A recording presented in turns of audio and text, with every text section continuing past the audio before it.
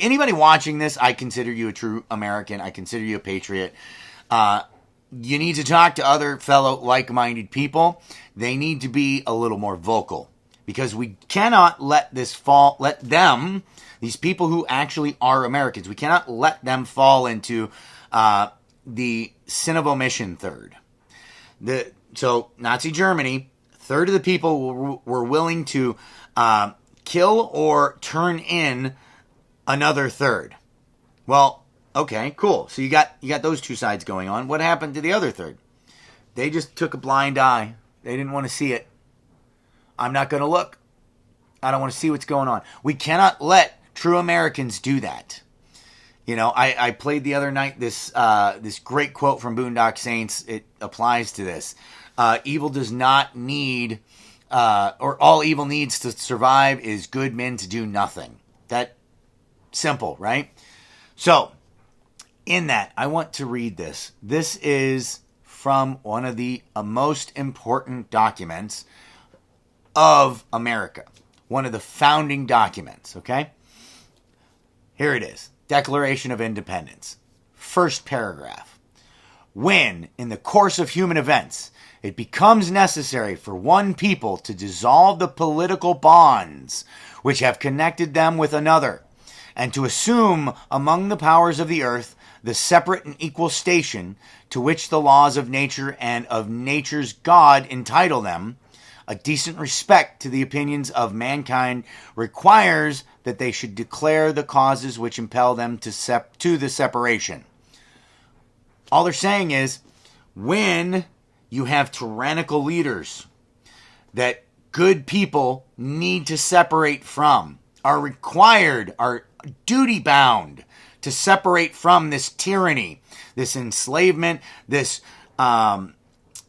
destruction of free rights. When that happens, and you have to declare why you're doing it. It requires you to declare it, right? And why are we doing it? Because we have tyrannical leaders who are essentially violating the civil liberties of those which they are meant to represent, those that they are supposed to work for, us. They are telling us we cannot do all these things, and all these other things we have to do. You have to wear a mask. What? Why do I have to wear a mask? Why? Cool, I'm all about playing along for the PR reasons on May 1st, but why do I have to wear a mask? I have every right to get a disease if I want. All you little crappy little shits out there, all you little trolls who are like, well, you need to sign this waiver that says that you can't have medical care. Fuck you. I pay for my medical care. So you know what? I get the same medical care as you do. It's called free market, you dumbass. We don't live in socialism. We don't live in communism. If I want to get sick and I want to go to the doctor, it's no different than your fat ass sitting on your couch eating your bag of Doritos and then going in for a heart bypass. You know what? Sign a waiver that if you pick up that bag of Doritos, you can't have a heart bypass. How about that? Sorry, I get a little angry at some of these things. So, second paragraph, Declaration of Independence. We hold these truths to be self-evident, that all men are created equal. And that's men in the general sense, meaning all of mankind, because there are two meanings to that. That they are endowed by their Creator with certain unalienable rights, that among these are life, liberty, and the pursuit of happiness. That to secure these rights, governments are instituted among men. Among us, not above us, right? Deriving their just powers from the consent of the governed. They must have our consent. That's what it says. That whenever any form of government becomes destructive to these ends, the ones we're in right now, it is the right of the people to alter or to abolish it, and to institute new government, laying its foundation on such principles and organizing its powers in such form as to them shall seem most likely to affect their long established, I screwed that up. as to them shall seem most likely to affect their safety and happiness. Right? It doesn't say anything about one or the other. It says both, safety and happiness, right? Prudence indeed will dictate that governments long established should not be changed for light and transient causes. Absolutely not.